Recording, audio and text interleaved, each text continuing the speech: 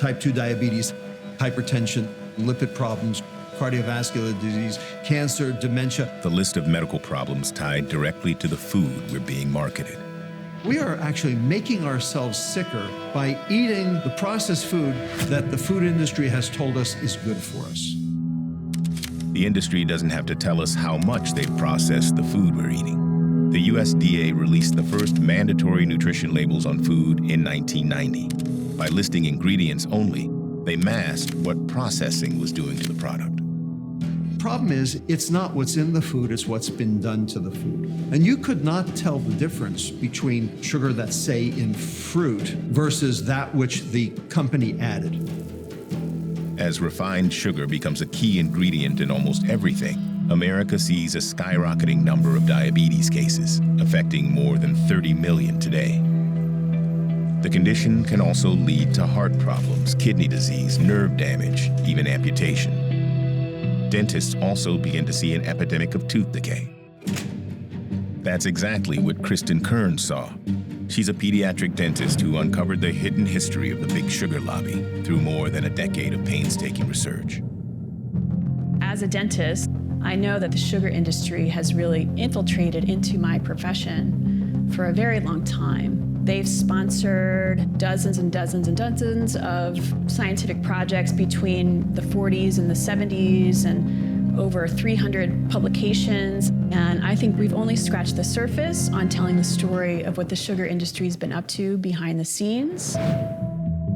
Kearns became an authority on sugar after first hearing the industry tell its big lie at a dental conference in 2007. I was given a brochure by one of the keynote speakers about how dentists could help manage type 2 diabetic patients. And it didn't say anything about reducing sugar.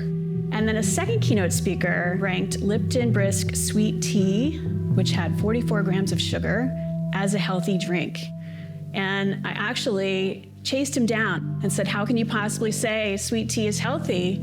And his answer to me was, there is no evidence linking sugar to chronic disease. And I was literally stunned. I had no words.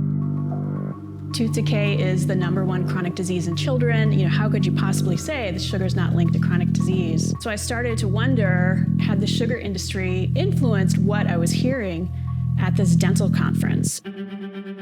Kearns began researching the sugar industry and stumbled upon an industry how-to guide for deceiving the public. I typed in sugar to my local library catalog and found records to the Great Western Sugar Company. I'd never heard of the Great Western Sugar Company. I started looking through the finding aid and found these boxes with references to nutrition and policy.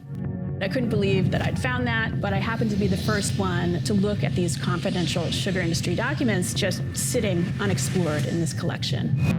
Kearns had in her hands the smoking gun, records of a secret campaign by the trade group representing cane and beet sugar. And this was a public relations campaign that set out to influence the Food and Drug Administration, who at the time was evaluating the safety of sucrose for the first time in the 1970s. So all of the documents I found showed how the sugar industry influenced that FDA report. They also showed how the sugar industry was mirroring the successful campaign to shape government policy and public opinion launched by Big Tobacco decades earlier. Sugar and tobacco companies definitely use the same strategies. And it's all about casting doubt on that evidence, linking a product to any kind of harmful effects, and then pairing that together with a PR campaign to get the message out. What cigarette do you smoke, doctor? The brand named most was Camel. Yes, surveys show more doctors smoke Camels than any other cigarette. Smoke Camels, the cigarette so many doctors enjoy. The world's most thoroughly tested filter. That's Snow Fresh Filter Cool. Kearns uncovered how the sugar industry laid its own trap to deceive. The sugar industry was very good at following a line that tobacco industry has done quite well in, which is to obfuscate science. How the sugar industry paid experts to downplay health risks. The sugar industry paid scientists to find either that sugar had very little to do with a range of public health outcomes, or more successfully pointed the finger away from sugar towards fat. And that's why you had, through the 1970s, a very successful deflection by the sugar industry of regulation away from itself towards the regulation around the consumption of fat. Are you making the most of your Marvel? Marvel Marvel makes cooking deliciously light and helps keep you looking just right when used in a calorie-controlled diet. And so this started the low-fat craze. Example of that, skim milk. Turns out that dietary fat was actually good for us. Dietary fat actually suppressed cardiovascular disease. We took that out. And so basically, we engineered our products to be toxic. And they didn't just make foods that were unhealthy, they actually promoted them as being the better choice. Try delicious Light and Fit Greek. It's no ordinary non-fat yogurt. Be light and fit and satisfying. In these folders, it listed all of the research projects that they were funding, the scientific consultants that they were working with, the PR firms they hired, the ways in which they were connecting with the media to get their messages across. Their strategy was to publish science that would be conflicting with evidence that might be linking sugar to obesity or diabetes or heart disease or tooth decay. Along with paying scientists to write reports in its favor and masking its involvement by hiding its funding, the Sugar Association pushes back on findings it doesn't like, a strategy that's become common practice in many parts of the food industry. The food industry has tried to discredit people who get in its way. They have tried to discredit me. Hopefully, to this point, to no avail. But, you know, they have their ways. The sugar industry definitely comments on anything that I write. They write a letter to the editor. If I get media attention, they're writing press releases to try and counter what I say. The sugar industry's done very well in terms of messing about with the science and avoiding regulation. The soda industry is really exhibit A here. A number of initiatives and a number of local ballots across the country tried very hard to introduce something called a soda tax. The new tax that's leaving a bitter aftertaste is almost a week old.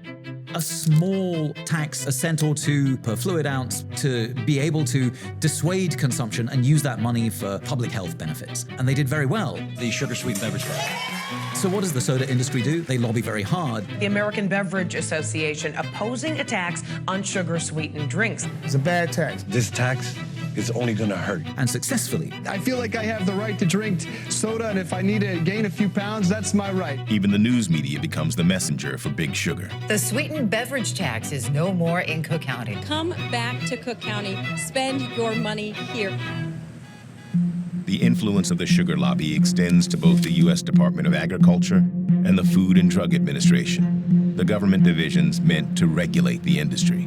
The heads of each of these organizations can come from the industry. They go back to the industry. They make sure that other people from the industry go back into government. And so there is this revolving door that basically keep the USDA and the FDA from being able to be overhauled. It's known as agency capture, and the USDA and the FDA are the most famous captured agencies in American government. In fact, the scientific committee that reviewed the dangers of sugar for the FDA was led by a man named George Irving. He was also a paid consultant for the sugar industry. So he was responsible for that safety review of sugar. And that's a common strategy, is to get industry-friendly scientists on these review committees. It works for the food industry, and ultimately it works for government too, because they make $56 billion off the tariffs each year. The problem is they have not yet equated the cost of the healthcare crisis that they have caused. They see this as a separate silo. So let's do the math on this.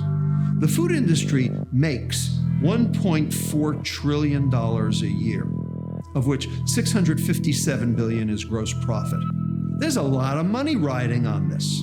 Healthcare in America cost in 2015 $3.5 trillion. Of that, 75% is chronic metabolic disease, of which 75% of that could be reversed if we went back to the way we ate back in 1970, before this chronic metabolic disease pandemic took off like a moonshot. 75% of 75% of $3.5 trillion is $1.9 trillion a year going down a rat hole. And 62% of all healthcare dollars are paid for by the US government. That is $1 trillion a year that the government is paying so that the food industry can make its $657 billion. This is unsustainable. And all that happens is that healthcare goes down the tubes, our personal health continues to shorten our lives, and we are immolating the planet in the process. All to keep propped up ultra-processed food.